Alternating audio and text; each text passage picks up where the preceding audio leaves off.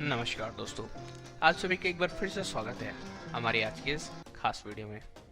तो आज की इस वीडियो में हम दोस्तों जानने वाले हैं एक ऐसी अभिनेत्री के बारे में जिन्होंने अपने दशक में एक से बढ़कर एक बोल्ड सीन दिए थे और जिन्हें दर्शक काफी पसंद भी किया करते थे। तो चलिए आइए दोस्तों, समय ना गवाते हुए जानते हैं इस खूबसूरत अदाकारा के बारे में कि ये कौन थी और क्या रही इनकी पूरी कहानी।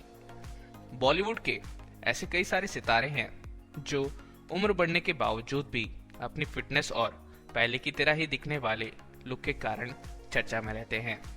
तो चलिए थोड़ा बहुत आज जान लेते हैं सिमी गरेवाल के बारे में। दोस्तों, आज के इस वीडियो में हम बात कर रहे हैं 60 और 70 के दशक की बोल्ड और ब्यूटीफुल एक्ट्रेस सिमी गरेवाल की। सिमी गरेवाल जैसे ही फिल्म इंडस्ट्री में आई वो छा गई। खास बात यह रही कि उन्होंने अपने कैरियर की शुरुआत हिंदी फिल्मों से नहीं बल्कि इंग्लिश फिल्म से की थी, जिसका नाम था टार्जन गोस टू इंडिया। हम आपको सिमी के फिल्मोग्राफी और उनकी लाइफ के इंटरेस्टिंग किस्सों के बारे में बताए उससे पहले चलिए जानते हैं सिमी की शुरुआती जीवन और उनके परिवार के बारे में।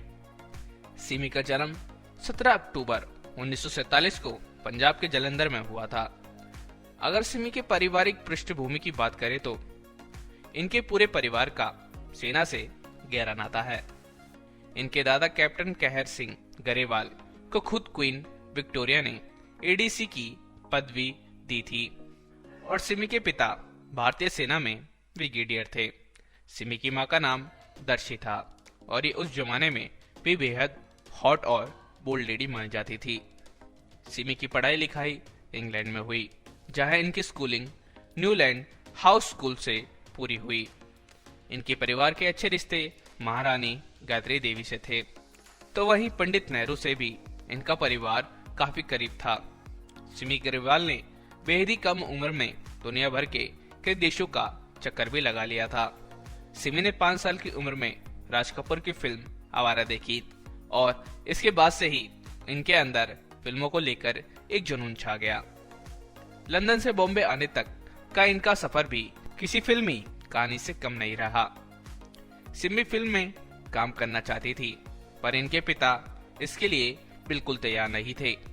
फिर जिद्दी सिमी ने उनके खिलाफ ही मोर्चा खोल दिया और भूख हड़ताल पर बैठ गई। आखिरकार पिता माने और महज 15 साल की उम्र में सिमी बॉम्बे आ गई। वो शोमैन कहे जाने वाले राज कपूर से बहुत प्रभावित थी और उनके साथ फिल्मों में अभिनय करना चाहती थी। जो कि सिमी शुरुआत से इंग्लैंड में पली बड़ी थी, तो इनकी इंग्लिश बोलने का लहजा भारतीय अभिनेत्रियों से काफी बेहतर था।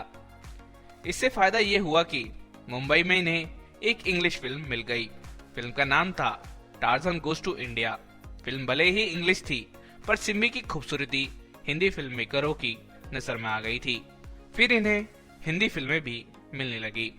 सिमी की फिल्मी गाड़ी तो चल निकली थी, लेकिन ये सारी बी ग्रेड की फिल्म थी या फिर ए ग्रेड फिल्म में इन्हें साइड रोल ही ऑफर हो रहे थे।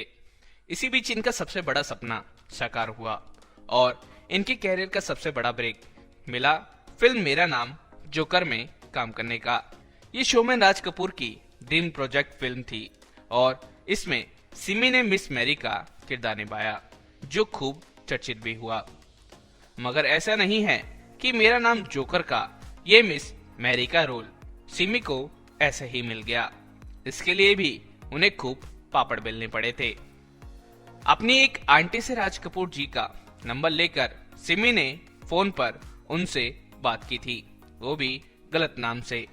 फिर एक दिन राज कपूर ने चर्च गेट पर उन्हें मिलने के लिए बुला लिया, जहां सिमी अपनी लिखी एक कविता और लाल गुलाब लेकर पहुंची थी, जिससे राज कपूर को ये इम्प्रेस कर सके। उस मुलाकात के काफी लंबे समय बाद राज कपूर का उन्हें फोन आया और इस तरह सिमी को साइन किया गया। निसंदेह मिस मैरी का उनका किरदार उनके कैरियर की सबसे चर्चित किरदारों में से एक रहा। लेकिन राज साहब ने इस फिल्म में सिमी से न केवल अंग प्रदर्शन करवाया, बल्कि उस दौर का सबसे बोल्ड सीन भी करवा डाला। सिमी के लिए इस तरह के बोल्ड अवतार में दिखना कोई अटपटी बात नहीं थी, क्योंकि उनका बचपन इंग्लैंड में बिंदास माहौल में गुजरा था। इस फिल्म के बाद सिमी को और भी कई बोल्ड रोल्स मिले और उन्होंने सालों तक दर्जनों फिल्मों में काम करना जारी रखा। सिमी ने राज कपूर, सत्यजीत रे, मृणाल सेन और राज खोसला जैसे बड़े निर्देशकों के साथ भी काम किया। बात करें सिमी ग्रेवाल की निजी जिंदगी की तो ये भी उतनी ही बोल्ड और बेकाब रही जितनी की उनकी रियल लाइफ। बात उनके अफेयर्स की करते हैं तो उनका नाम कभी राज कपूर के साथ तो कभी मनमोहन देसाई के साथ भी जोड़ा गया। बताते हैं कि उस दौर के कई फिल्मी मैगजीन ने राज कपूर से उनके अफेयर की चटपटी खबरों को छापा।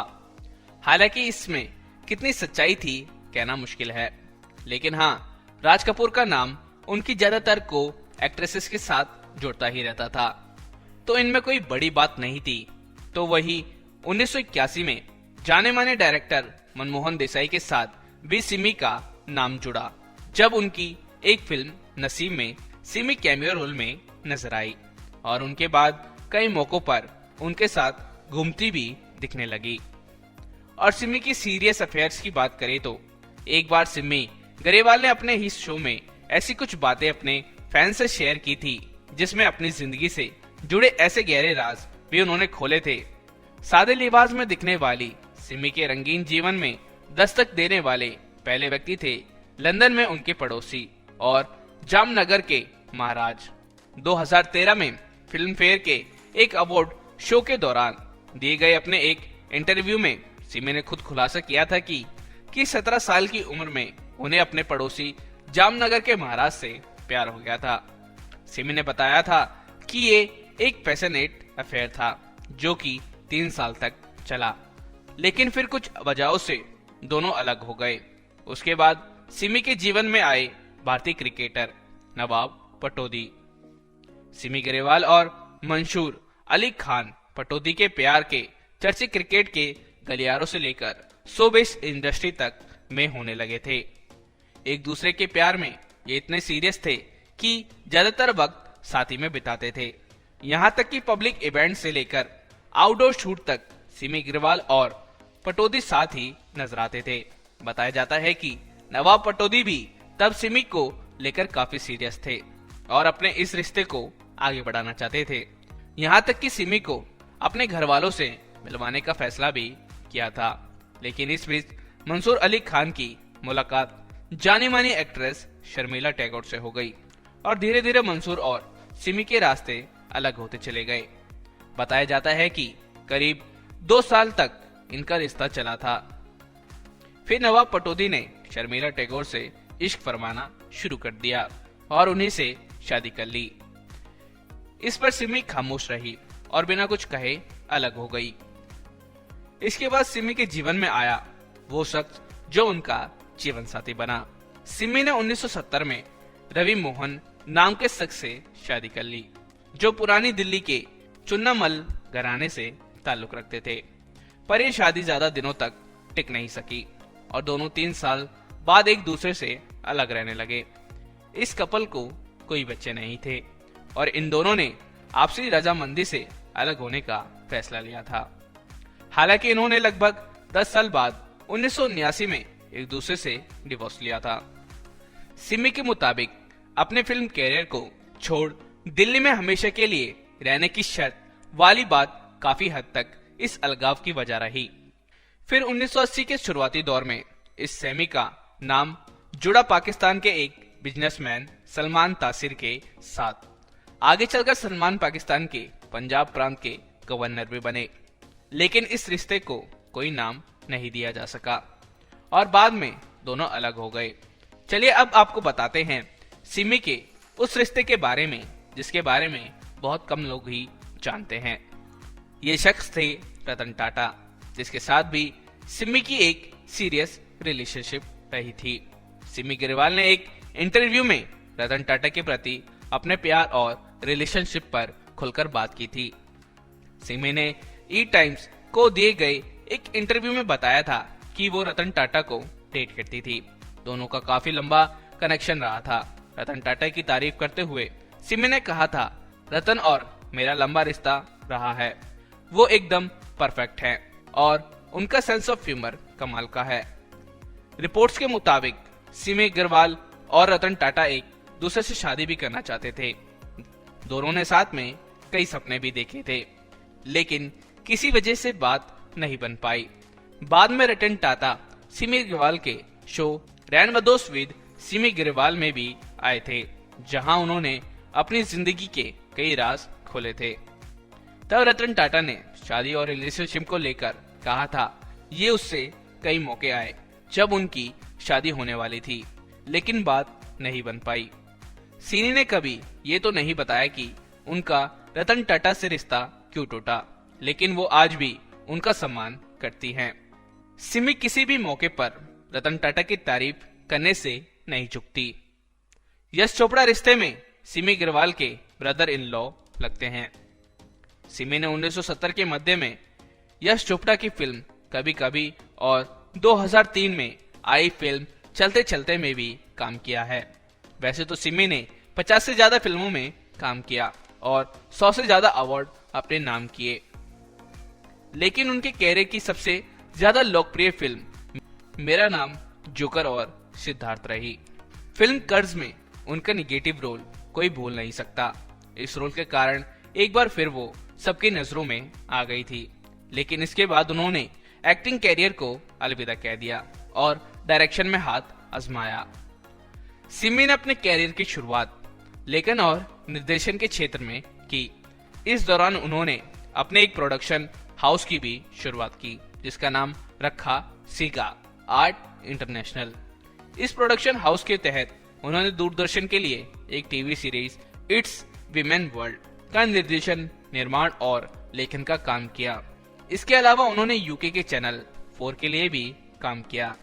इस चैनल के लिए उन्होंने एक डॉक्यूमेंट्री भी बनाई जिसका नाम था लिविंग लेजेंड राज कपूर।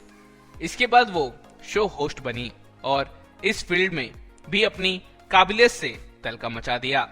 आज सिमी को अभिनय के साथ साथ एक शो होस्ट के रूप में भी याद किया जाता है। 90 के दशक में सिमी ने छोटे पर्दे की ओर भी रुख किया। उस समय के प्रधानमंत्री राजीव गांधी के साथ मिलकर उन्होंने कुछ अच्छे प्रोग्राम्स भी बनाए और rendezvous with Simi Agarwal show host करके सिमी ने खूब सुर्खियां भी बटोरी।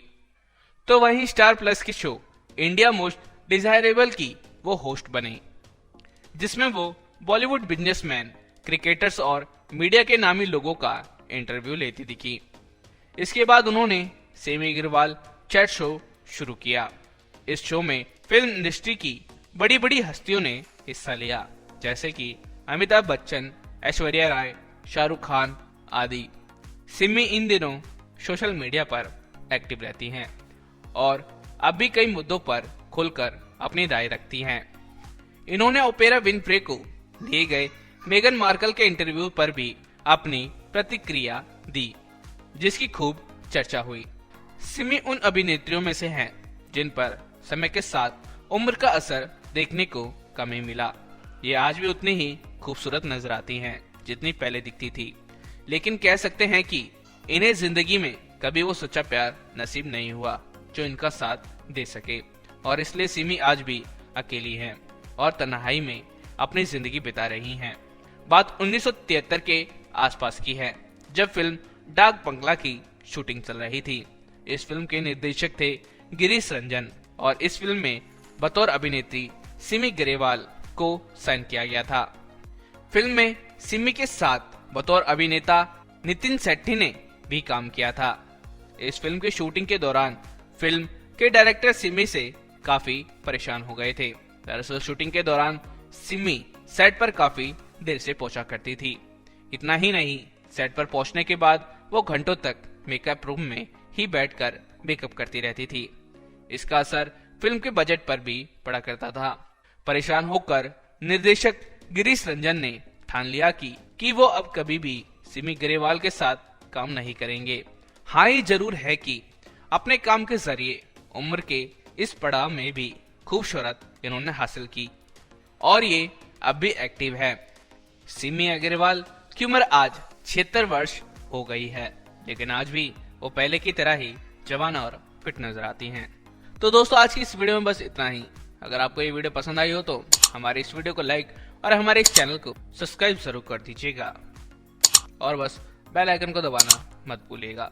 तो मिलते हैं दोस्तों आपसे ऐसे ही वीडियो में हमारे इसी चैनल में। तब तक के लिए आप सभी को हमारी तरफ से जय हिंद।